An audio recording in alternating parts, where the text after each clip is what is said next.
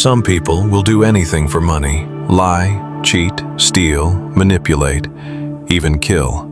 But few stories capture the sheer coldness of greed quite like the case of Dalia Dippolito, a woman who thought she could outsmart everyone, including the police, in a plan to have her husband murdered.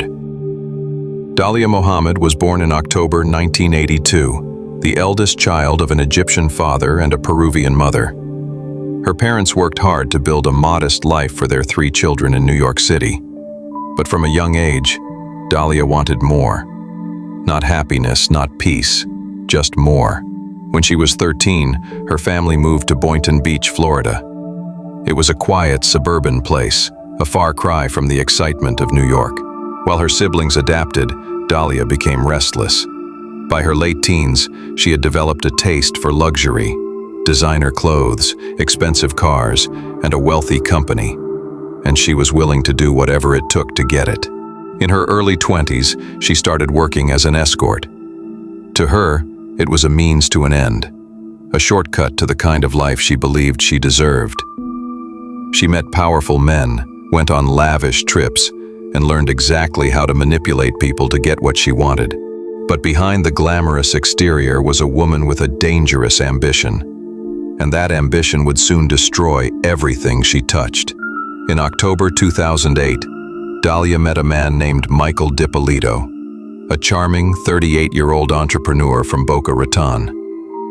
Michael was successful, charismatic, and married. Years earlier, Michael had been convicted of telemarketing fraud, serving time for scamming people out of their savings.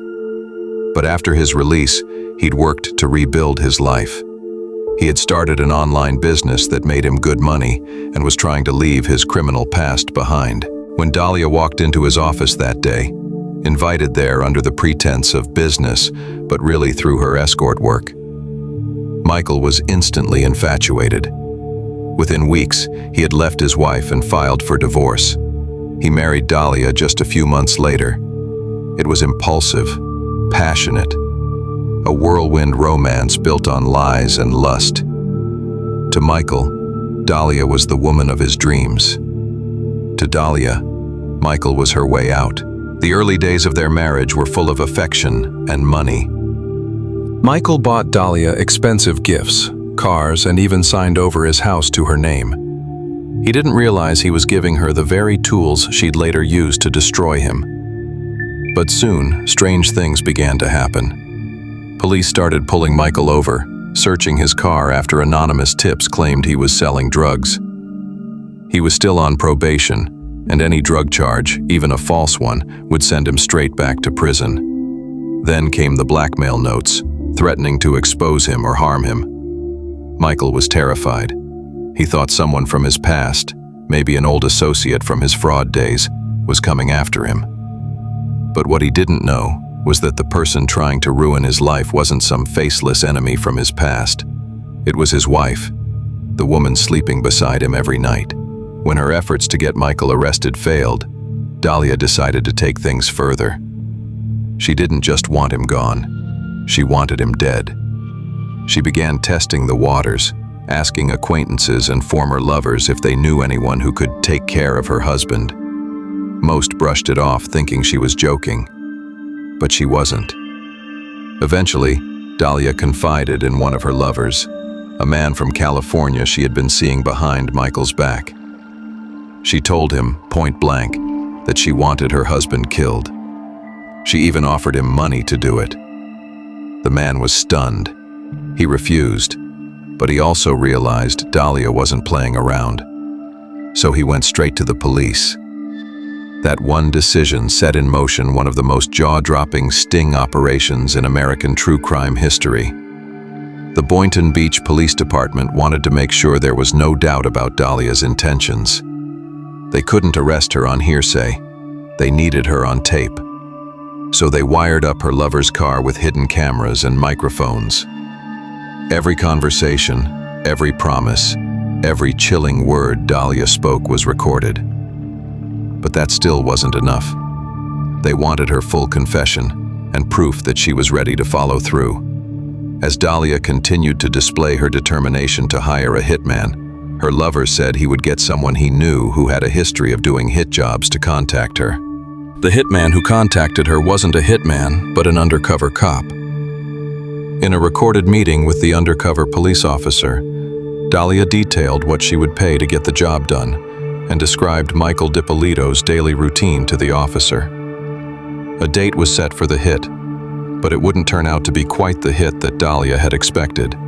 The police wanted to be 100% sure they had enough evidence to convict Dalia Dippolito, and began the final stage of the setup.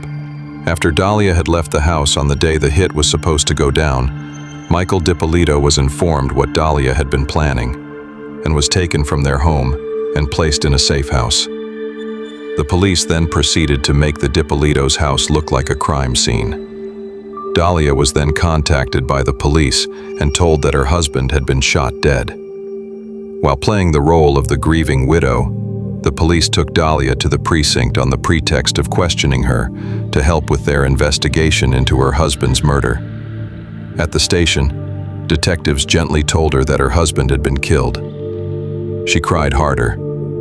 Then they told her the truth. Michael was alive, and the man she thought was a hitman, he was sitting in the next room, in a police uniform. Dalia's mask slipped. Her tears dried. Her voice changed from grief to panic, but it was too late. The entire plot had been caught on tape. The story made national headlines almost overnight. A picture-perfect femme fatale caught in the act. In 2011, Dalia Dippolito was convicted of solicitation to commit first-degree murder and sentenced to 20 years in prison. But in true Dalia fashion, she refused to accept defeat. She appealed, twice. Her first conviction was overturned due to jury issues, leading to a retrial. Then another. Each time her defense tried to argue that she was set up, that it was all an elaborate prank to get on reality TV. Nobody bought it. In 2017, after years of courtroom drama, her conviction was upheld. She was sent to serve her sentence at the Lowell Correctional Institution in Florida, where she remains today. Looking back, it's hard not to see the entire story as a cautionary tale about greed and deception. Dalia Dippolito had everything she thought she wanted: a wealthy husband, a beautiful home, and financial security. But she wanted more. More freedom, more money, more control. And in the end, she lost it all. What do you think drove her to that extent? Share your thoughts in the comments below.